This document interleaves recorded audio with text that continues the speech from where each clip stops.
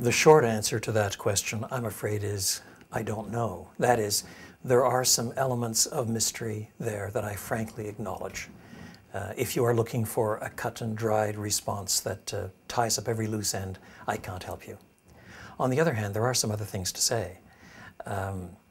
One is the fact that however we think about the horrible question of suffering and evil, every conceivable outlook and frame of reference, of philosophy, of worldview, faces something of the same sort of question.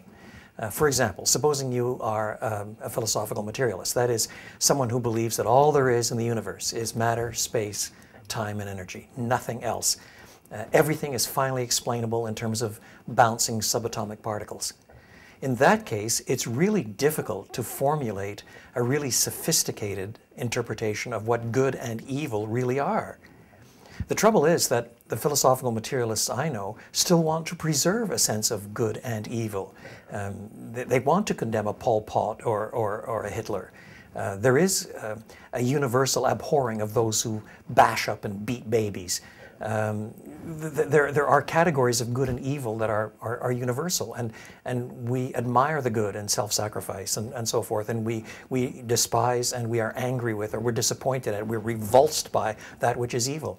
In one sense, the very fact that we have categories for good and evil already itself speaks beyond the merely materialist worldview to something that is transcendent, to something that is within us, to something that is within our nature as human beings. But there's more than that. It's not just that good and evil exist.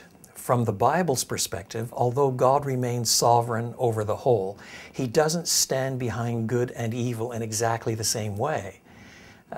He stands behind good in such a way that the good is finally creditable to Him. That is, He uses agencies and means and so forth to bring about good, whereas the evil is regularly assigned under God's sovereignty to second causes, to a Hitler, to a Pol Pot, to the devil himself, to us in our rebellion. Evil is not first and foremost a thing that somebody has created. It's the rebellion of God's image bearers and of other beings that God has created against Him. And perhaps most important of all, what do you do with Jesus?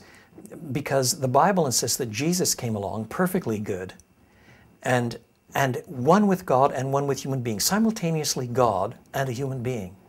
But He chooses, by God's own will and design, to bear the sins of others, including its effects in death and suffering, in Himself on the cross for the sake of others. In other words, the God of the Bible is not merely a distant being in a far-off place who chuckles when evil takes place on the earth and is bored by goodness, some kind of malicious being. Rather, He is the God who comes in the person of His dear Son to actually bear the sin and guilt of His own rebellious people so that they might be forgiven and free. Now, it's possible to talk about these things a long time and push all kinds of philosophical boundaries and think through them more deeply. But in my view, one of the most stabilizing things for Christian faith is simply this. When I don't have all the answers, I return to the cross, and there I see the God-man suffering on my behalf. I can worship and trust a God like that.